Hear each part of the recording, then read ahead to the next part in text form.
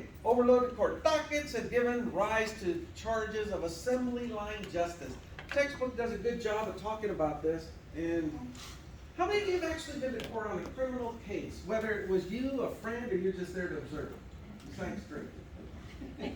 I know Drake. Besides Drake, that's a given. Okay, one, two, a few of you, good. What was your perception of the court case? What did you think when you were sitting there? They were trying to convince us this guy murdered someone because he let his anger control himself. And You're a prospective juror? Yeah. Okay, good. He was apparently intoxicated and Okay. he got into a fight with someone and the fight got out of hand and he had a weapon on him. And that was when he was a teenager and he was like in his 40s now. Mhm. So they were trying to convince us that this guy, even though he was intoxicated, he took someone's life. So you actually got to sit on the bench, on the jury? The case is resolved, right? Yeah. Okay, so you can talk about it now. Yeah. I'm gonna remember that one. Okay. Over here, somebody got one? Yeah. What was your experience? Was it a good experience, or did you think, what, how did they ever get anything done? Okay.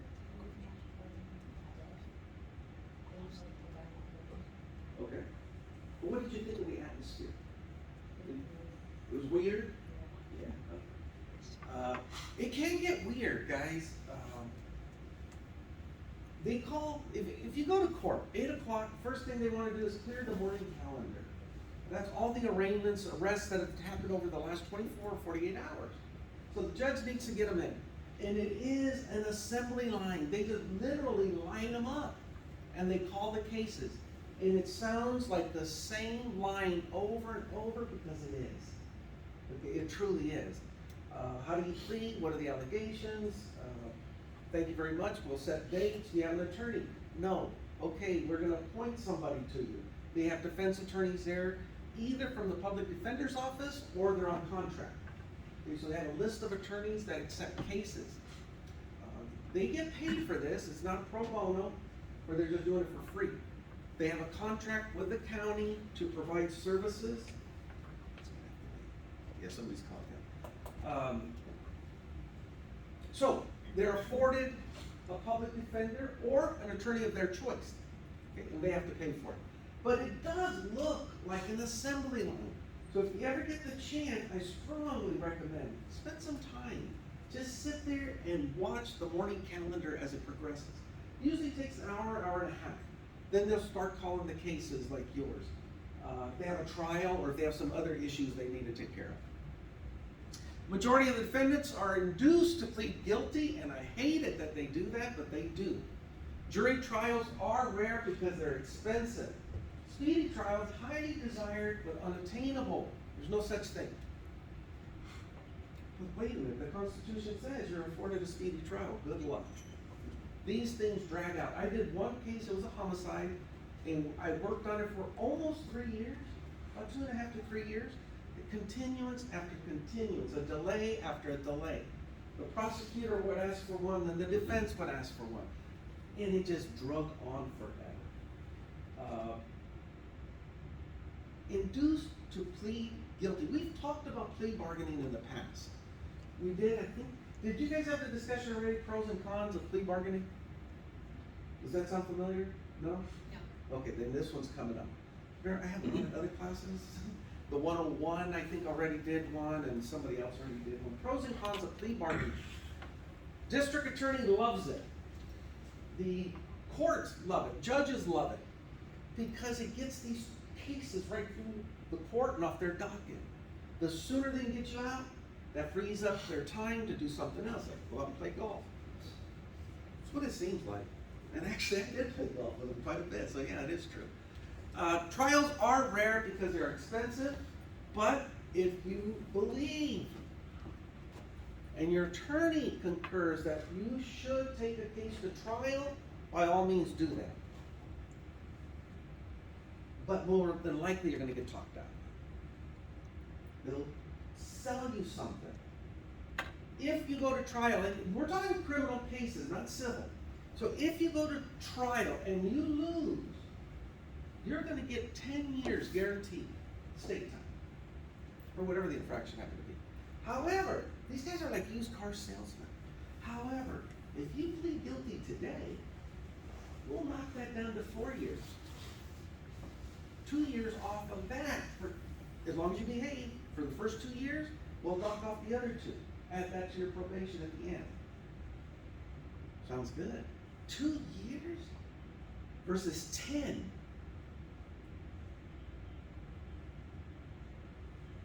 Most people jump on that offer. And then if there's life, if you're looking at 15 to life, 20 to life, 25 to life, that life dangling out here, they say, we'll take that out. Instead of 15 to life, they're gonna give you 8. You won't have to worry about the life. You're gonna jump on it. You'll start, but I know I'm innocent. This is the other thing I can't stand about it. Even if you're innocent, the court don't care. Right? They don't care. They only care what they can prove. Go ahead. You say. During sentencing, the judge asked me, literally, let me ask you in this fashion, did you stab somebody with a knife? What I said was in Okay, self-defense. hold on. Before you go further, did you already plead? That was a plea. That was during the plea. Okay. I didn't get my discovery. My attorney was telling me I was gonna get life in prison. I was gonna spend the rest of life in my prison. He didn't have time for my case. He was going to trial on a capital murder case. Okay. I go there, judge asked me, did I stab somebody? And I tell him, in self-defense. I told him in self-defense over 40, 50 times, told it to my attorney, told it to the judge, told it to the DA. Everybody turns white. The judge turns white, my attorney turns white, the DA turns white. Is the prosecution satisfied with the theory of imperfect self-defense? Yes, the prosecution is satisfied with the theory of imperfect self-defense. Find out later, at that point, the fact that I indicated self-defense was negating the plea. Should And not accepted that plea. They should have had an evidentiary hearing, and that was an abuse of procedure. Yep, absolutely. Because they task you knowingly, voluntarily, and intelligently, you're accepting this plea. And they'll tell you what that plea is, and you're agreeing to it. As written, not, well, but. There was no but. You threw in a but. That negates any freaking plea. They don't care. They don't care. But look at what your option was. How many years? And then, so I went from life to prison to Life? signing to 7 years. To 7. And And then then- good time off for that, right? And then when I filed the writ of habeas corpus after I was, signed the plea deal, Yeah. the judge said basically that I argued ineffective assistance of counsel, Yeah. the Strickland standard. Yeah. And the judge just said, just because you're entitled to a better deal doesn't mean I'm gonna give it to you. Nope. Yeah. Yeah. That's the kind of crap that happens. Would you take that deal? Life versus 7 years? Hell yeah. They're just in your ear, in your head. And were you in the county at the time? Or were you on bail? With the sentencing or? Through the duration of the trial? I was in Southwest, 8 months, never went to Freeland. Okay. So you're sitting in the tank. I just was in the cell the whole time, just. That waiting, doesn't help either. Never got any discovery, never got anything, every visit, attorney just come ask me, I didn't know it then, they would just come talk to me about food or, oh, how's it going? And I think that they actually care about me, but they're actually just They gonna don't get do a it. visit, waste time, make it look good. That's how they get paid. And then they plead me out, and then, so they just threw me under the Yeah. bus. Because the court wants to know how many times did you meet with your client. That counted as a meeting. So don't take these freaking deals. It's easy for me to say that I've never been in that situation. But if I was in that situation, I probably would have done the same thing. But, okay, but for example, in that case. But like, how? But, no, but if you are, if you know your gut, you know, whatever it was in self-defense, or if you know for a fact that you didn't admit it, what can someone do to, I mean, if you're sticking to your gut and saying, no, I didn't do it, I mean, does it take like an incredible expensive attorney to really keep pushing? Like, at what point, like, how far can you fight to prove you're not guilty? All the way through the trial. But you're gonna pay for it, because that defense attorney ain't gonna do it. My attorney made me waive my right to appeal. I didn't really kind of know what I was doing. I'd never been in trouble. Yeah. Yes. So I waive my right to appeal. Yeah. I go up to prison, I get shot in the head with a rubber bullet, I'm pissed off.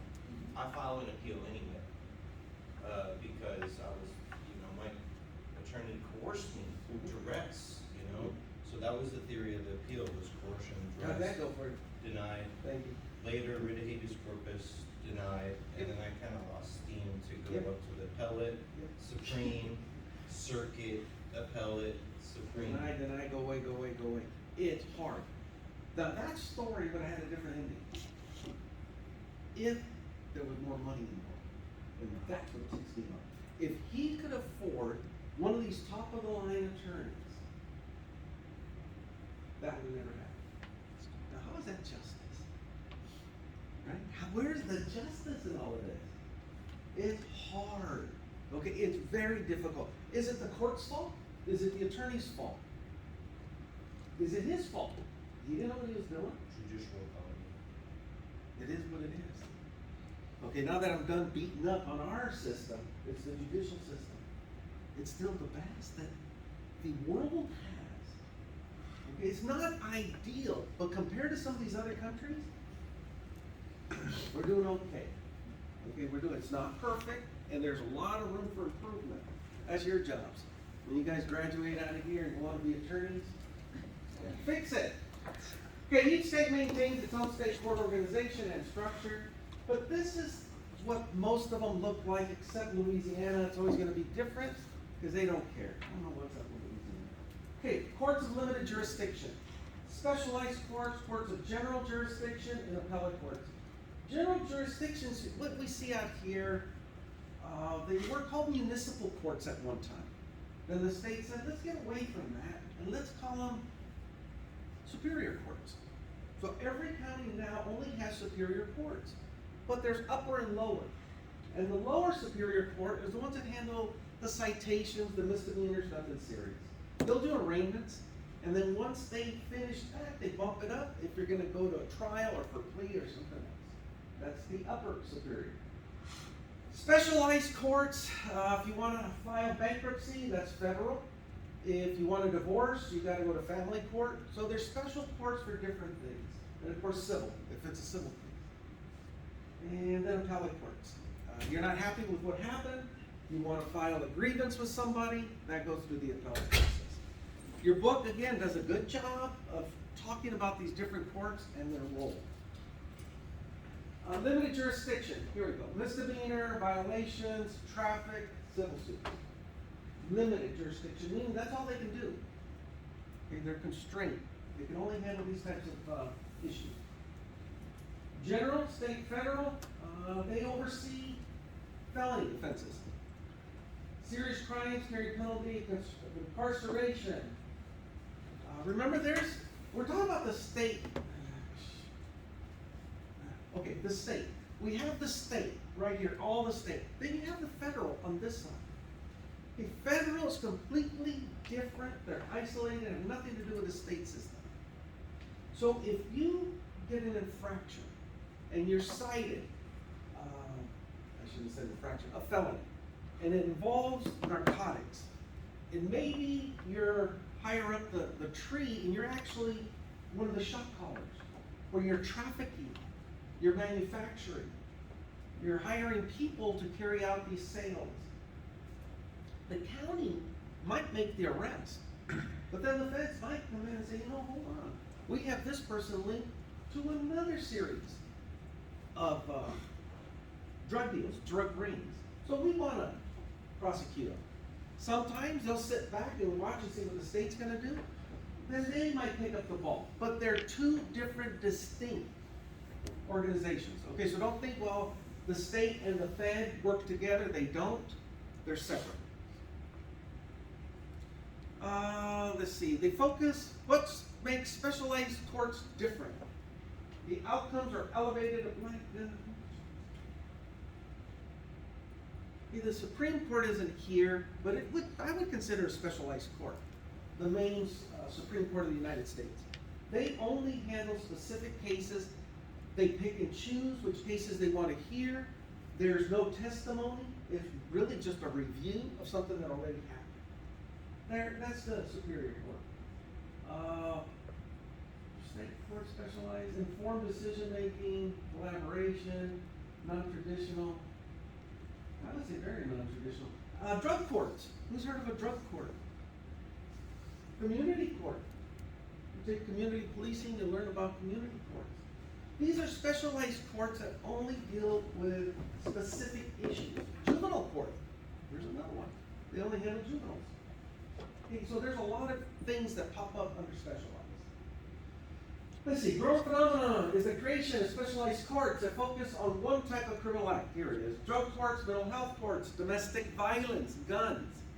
Do you think a judge of treatment personnel should preside over specialized courts? And should we have specialized courts for sex offenders? Specialized courts as a whole. Do you think they're effective? Drug courts, domestic violence courts, community courts. What do you think? Effective, not effective? I would say, Effective, why?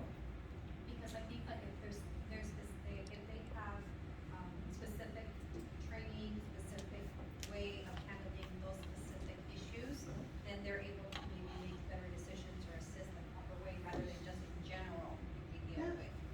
Like when you go to a doctor, right? You go to your family doc, then if they find something specific, they refer you to a specialist. Yeah, that's a good way of looking at it.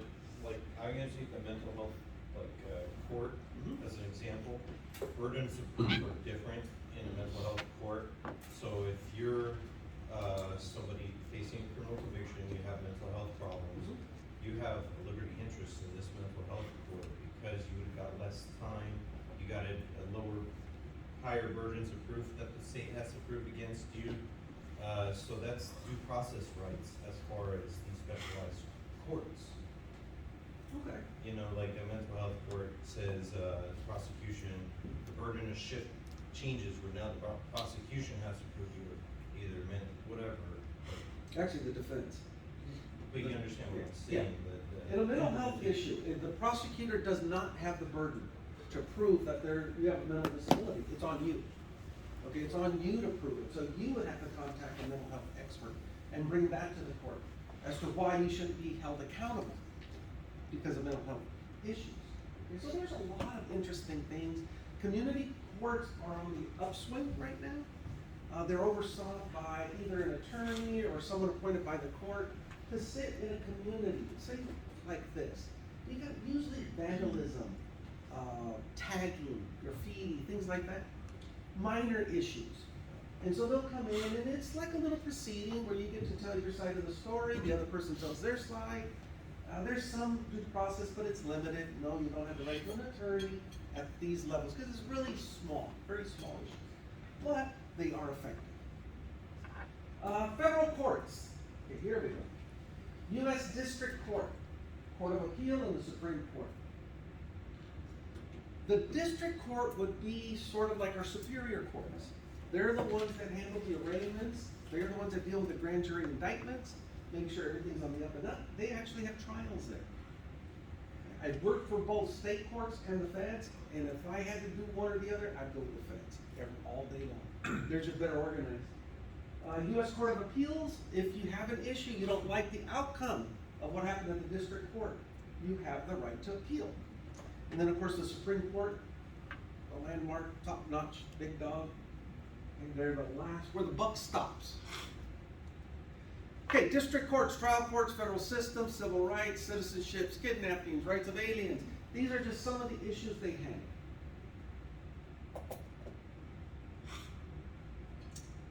Federal Court of Appeals, sometimes referred to as a circuit court. And they just review the decisions of the lower court.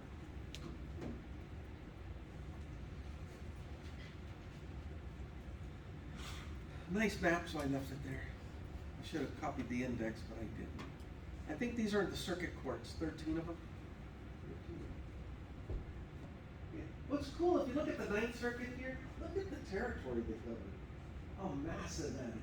All of this. 8, 9, and 10, and maybe even 5.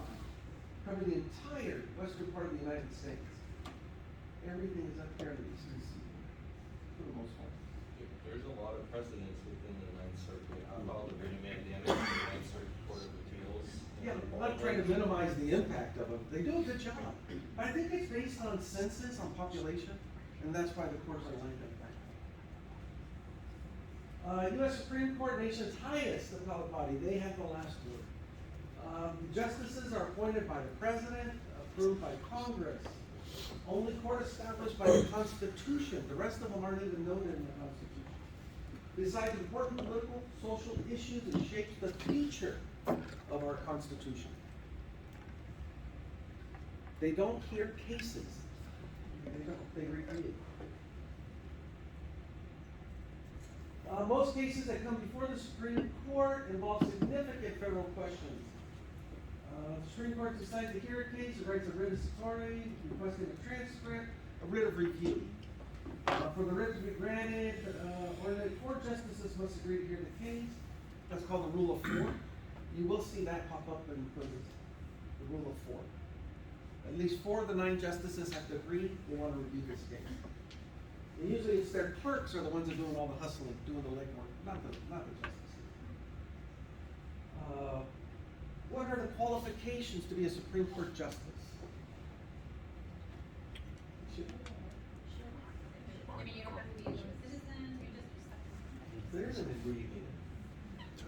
Breathing, Yeah, right, that's a breathing. good, yeah. Breathing, you gotta be alive. Yeah. You have to be trained in the law in some way and appointed by the president. The appointed part true, but trained in the law not necessarily. Well, you don't need like a degree. Nope. I know that's But the hard preferably, thing. yeah, and nowadays, yeah, these guys are all Harvard grads and all this other crap. But before, it was written so that a layperson could sit on the bench and have some input on what's going on. It's changed, everything changed. But yeah, breathing, as long as you're breathing, see, you could be a court justice. Written oral arguments are heard. Reaching a decision, they reevaluate, reinterpret the statute, the law, precedent.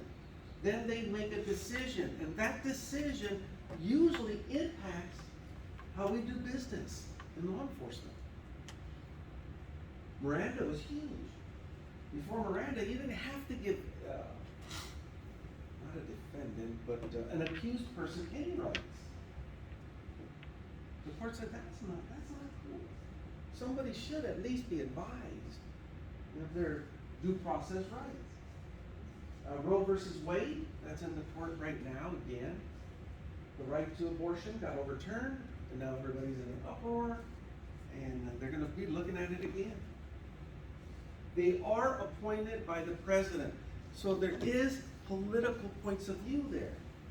If you have conservative presidents doing the appointing, you're gonna get conservative justices, and vice versa. I don't like that part. I'd rather them be neutral and just hear the case for what it is. State court systems handle 100 million new cases annually. 100 million, I didn't know that many. 100 million. Damn. Civil cases are about 18%. Domestic relations 6, criminal 21. Juvenile and traffic, majority's traffic. Congestion is time consuming, costly, and it does threaten your due process rights.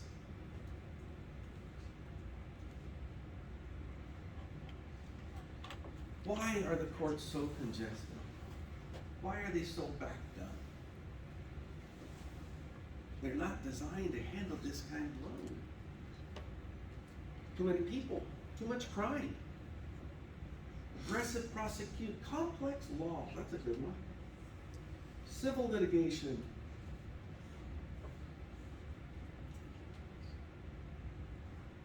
Wow. A lot of good reasons, guys. During a political year, when there's a presidential race going on, you'll see numbers go up. Because every politician wants to stand on their soapbox, lecture to you how tough they are on crime. We are, vote for me. We'll make your neighborhood safer, because we're tough on crime. As soon as they get in office, they forget all of their promises. What have you do? It's a rhetoric you hear from every single one of them. These are true, this does not change. The law is complex and it's getting worse. 100 million new cases annually. What is the most significant negative consequence you can think of because of the congestion? And how does court congestion impact deterrence of crime? Let's look at the first one. Significant consequences because of this congestion. Who could think of one? And I know your experience was one right there.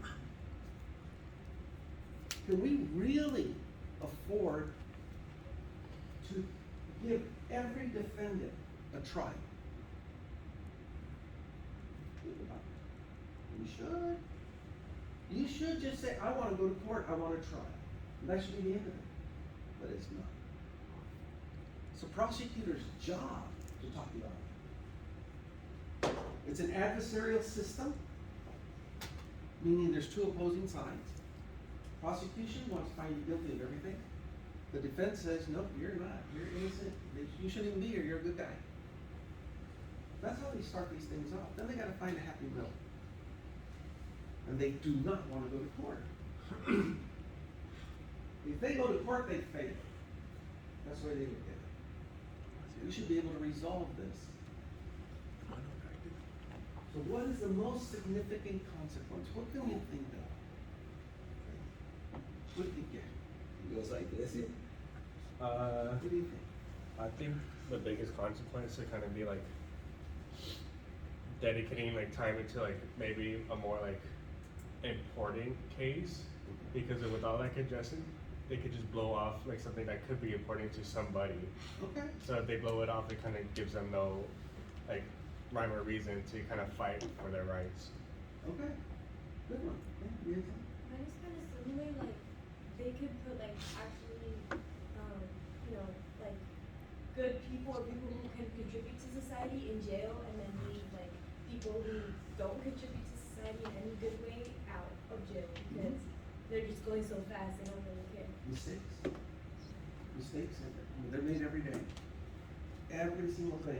People that are in jail shouldn't be there, and people that should be there are on the street causing havoc. Yes. Made me think about like prosecutors and DAs, they trade cases, so like a DA will have, or like a defense attorney will have somebody who's going to trial, a very ugly case, triple rape, homicide, whatever, and then he goes talks to the DA, and the DA will put him a deal for this case, so he gets a win.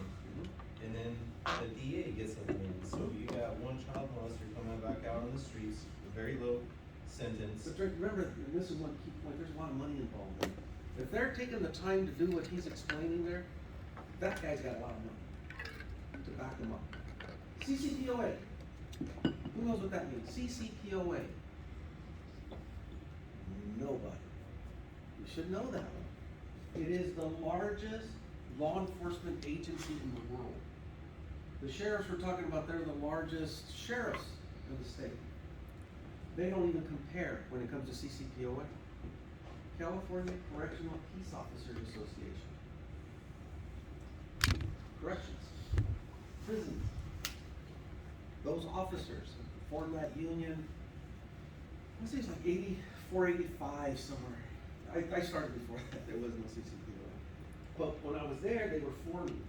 And it was a good idea to improve our wages and get better benefits. Not anymore. Now they're a powerhouse union. They dictate policy to legislature. They control what's going on at the local county levels. And there's a point to this, because they're the ones that get the district attorney elected. It's an elected position. If CCPOA backs this candidate, they're going to win. But it's a tit for tat. If we get you that office, we want you, for every battery case in a prison, we want you to prosecute it. We don't want you to do this. Including gassing. Gassing is when an inmate throws an unknown liquid substance on one of the guards or other personnel. That's considered an act of violence. And the union is telling the district attorney what to do. Does that even seem right? No, not at all. But it's all based on money, power. That's what makes the wheels go round. The negative consequence of this congestion is you got political influence dictating how our courts are being operated. People that should have a little more time and opportunity to present a defense don't get that because of the congestion. The only answer I can see to deal with this, less crime. Get rid of the crime, you get rid of the congestion, right? So who wants to do that? Who wants to go out there and get rid of all the crime? Yeah, right. Batman. And Batman. Yeah, we get Batman on the job. Yeah. Okay, judiciary. This is the judge now. Rule on the appropriateness of conduct. This is what the judge's role is, all right? Settles questions of evidence and procedure. Guide the questioning of witnesses. They instruct jurors. They decide cases. And they'll impose a sentence. The judges normally aren't the ones asking questions of the witnesses or the defendant. They can, but they normally don't.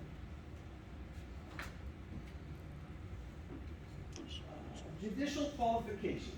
They must be a resident of the state. Licensed to practice law.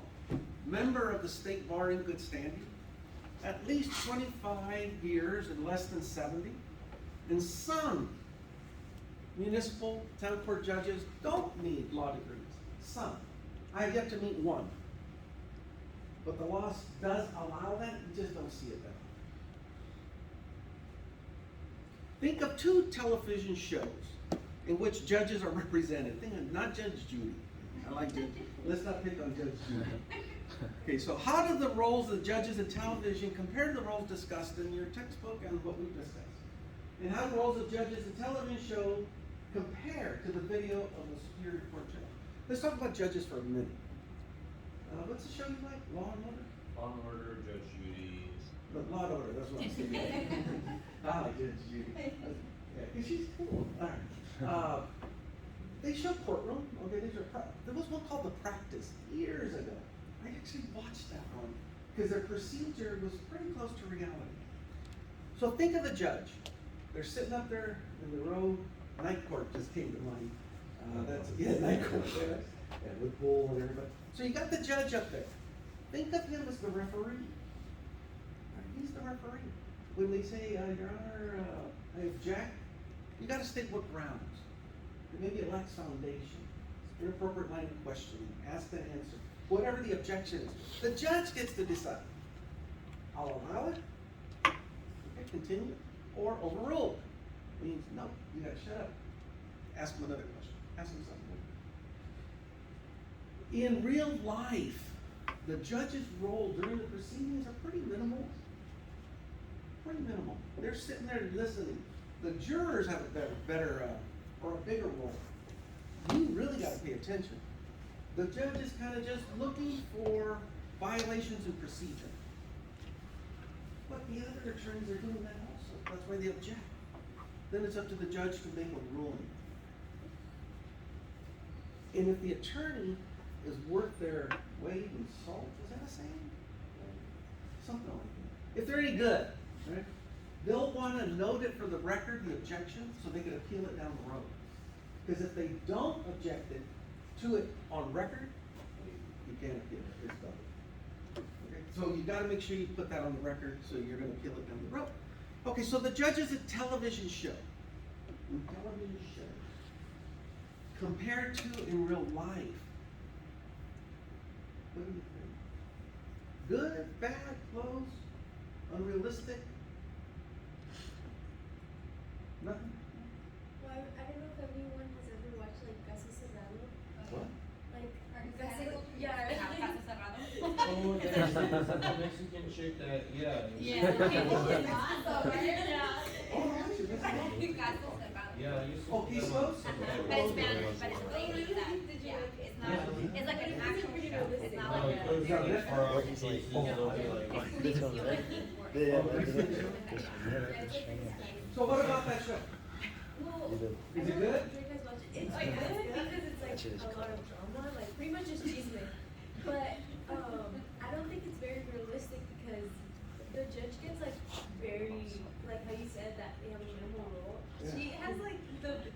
main role. Yeah, they're controlling everything.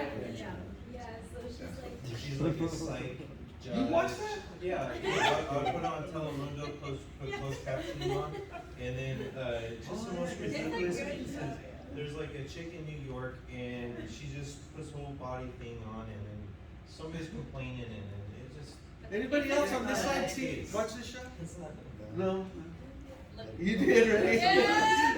Thank you, man. There's one more. No? I'm gonna have to check that one. Yeah, I know. But no, yeah, good. That's a good example of what they don't do in real life. Judicial selection. Appointment or through election? Okay, so a judge, and I don't know what they're talking about Missouri plan. If anybody has that, let me know. No. They can be elected. But if you're elected, that means you're beholden to your supporters. So you kind of owe them a favor for back to you. If you're appointed, well, now you kind of owe that person something, like the president. If the president appoints you, even though you say, oh no, I wash my hands, I'm gonna be fair and impart whole, darn right, you're gonna owe that person something. So these two processes, there's pros and cons for each. And different counties use different processes. Some, they're appointed, others are elected. Where I was at in Kings County, I think it was like 50-50. Half of the justices were appointed, the other half were elected. District attorney was elected. Oh good, here's the Missouri. Judicial nominating commission to nominate candidates for the bench. Elected official to appointments from the list submitted, subsequent nonpartisan and non-competitive elections in which incumbent judges run on their records and voters can choose.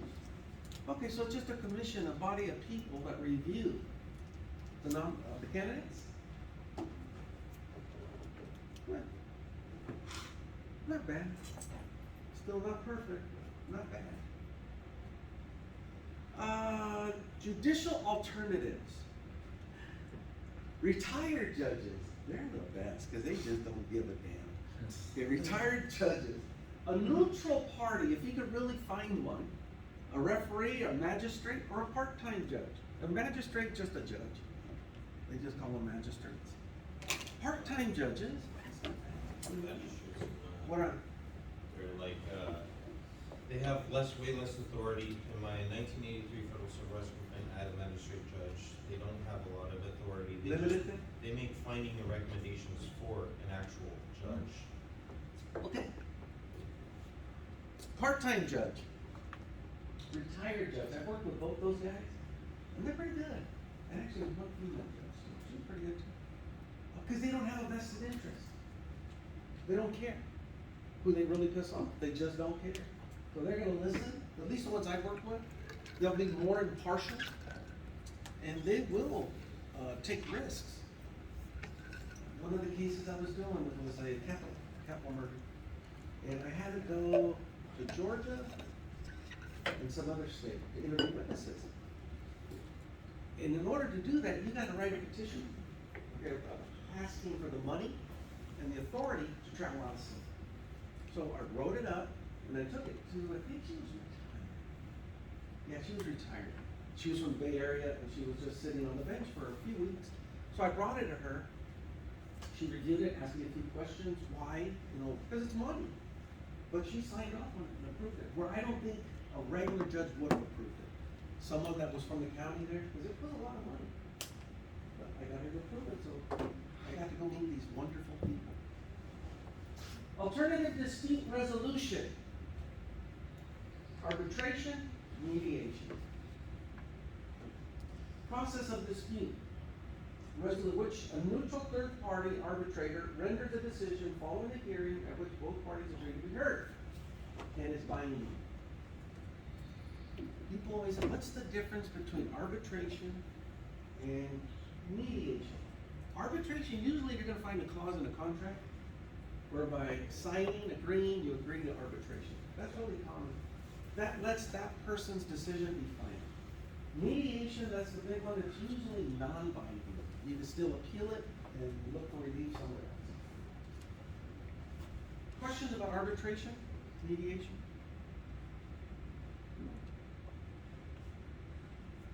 The law is but one factor that appears to influence judges' decision. Factors that influence judicial decision making include. I have a video.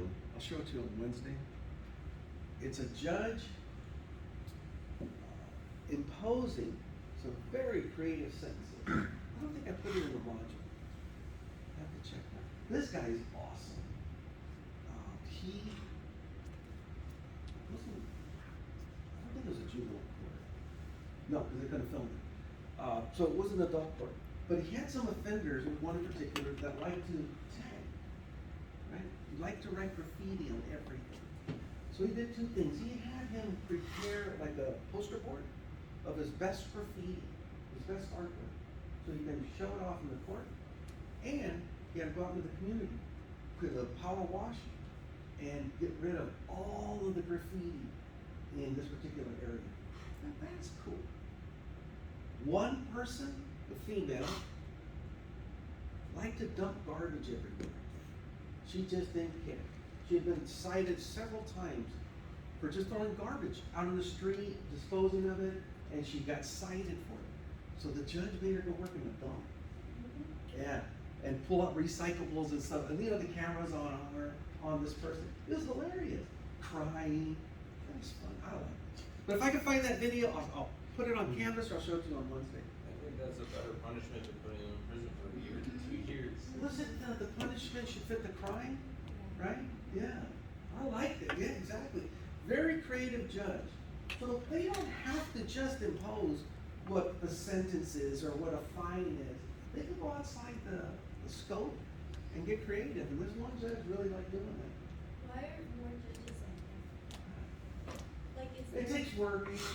It really does. It takes work. And most of them just want to get through the day. And I think it's because of the prosecution. The prosecution will sit there and fight all day if they're Could be. abuse of discretion. I liked it. I hope you will too when I share it with you. Okay, prosecutor, appointed or elected member practicing bar, responsible for bringing the state's case against the accused. Routinely criticized for bargaining justice away. Absolutely.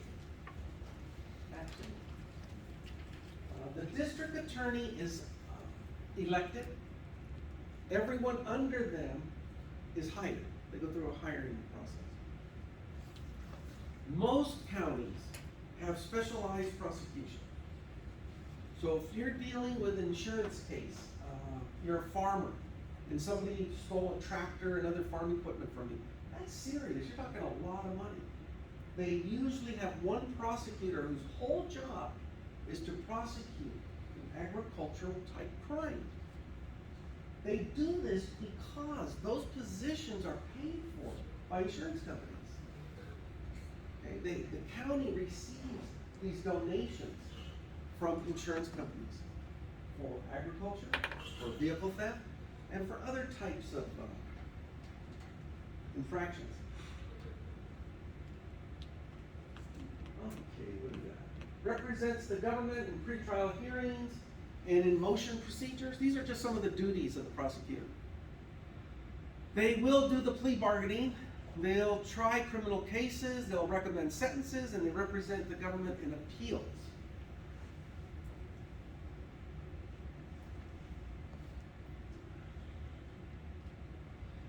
Yeah.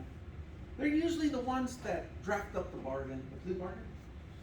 They'll take it to the defense attorney with the judge in chambers, and they discuss it. This is what we think is appropriate.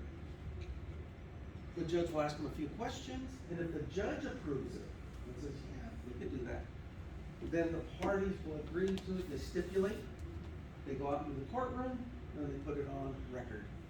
Okay? Mm-hmm.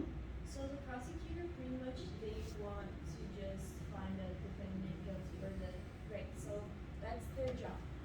So I know the story of like, the prosecutor obviously was doing his job during the trial.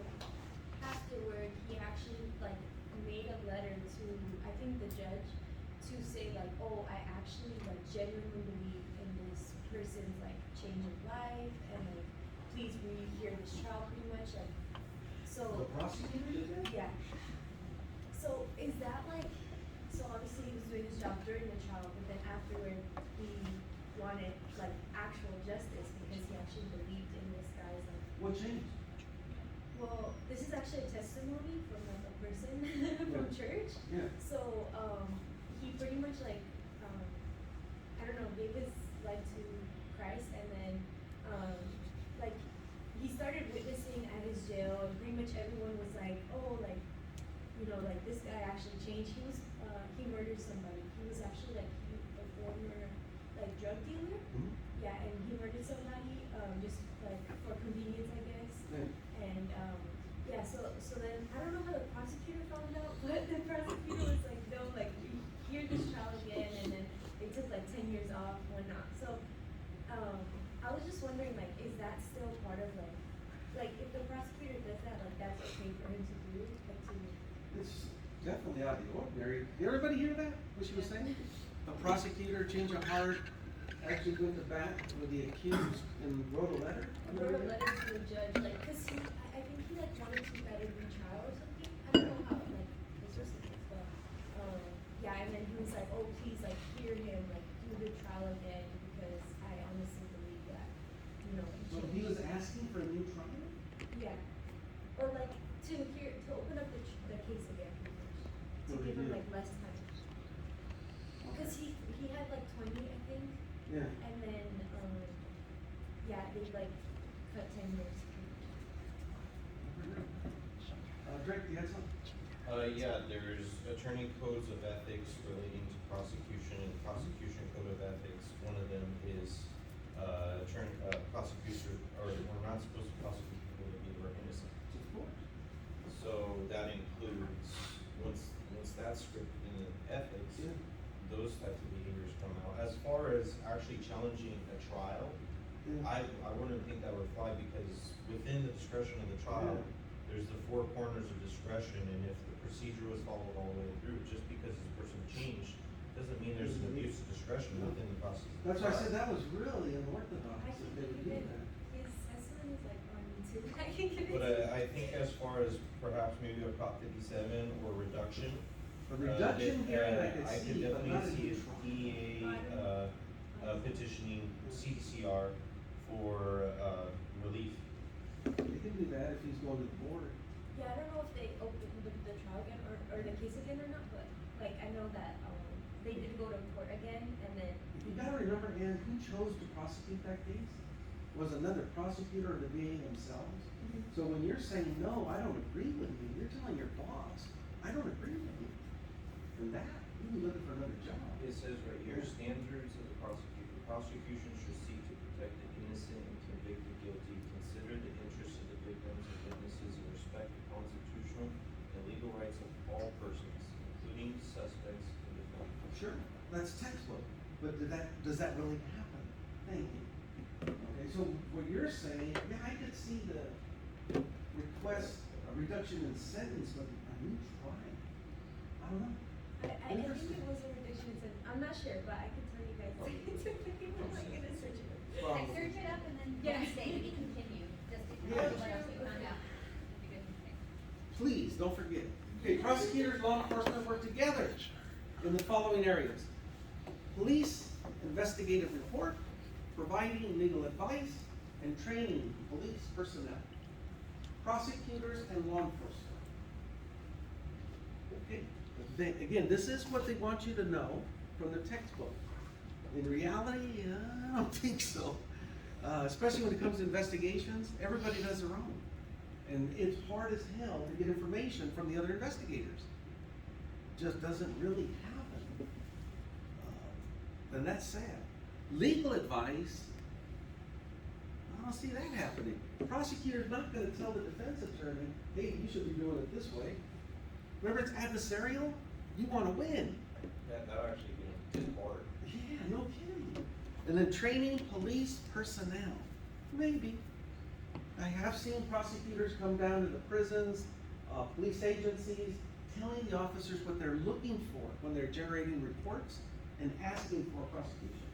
So I could see the third bullet, but the first two, Remember, this is theoretical, what you need to know for the class and the textbook. And then I shared a little reality.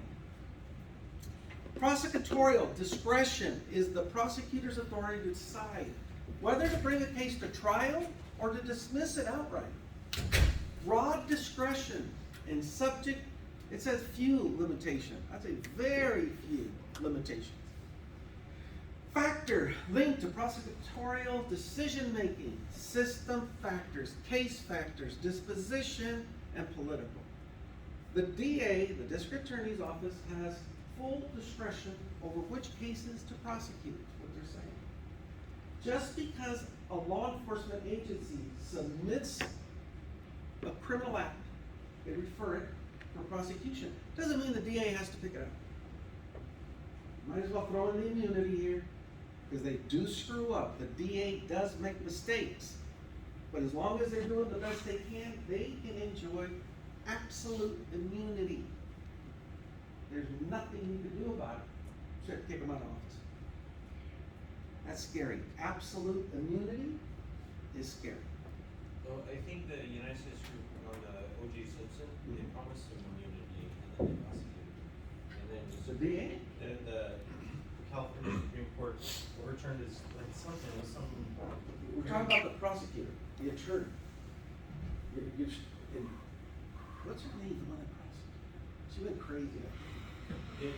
There was a first prosecutor, they induced, grant of immunity with him, that was a contractor, he was doing voluntary intelligence.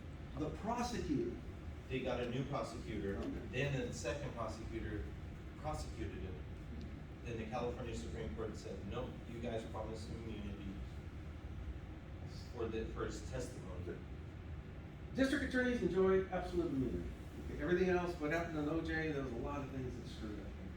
The glove don't fit, got it, come on. Yeah, they sure did. Okay, common reasons for rejecting.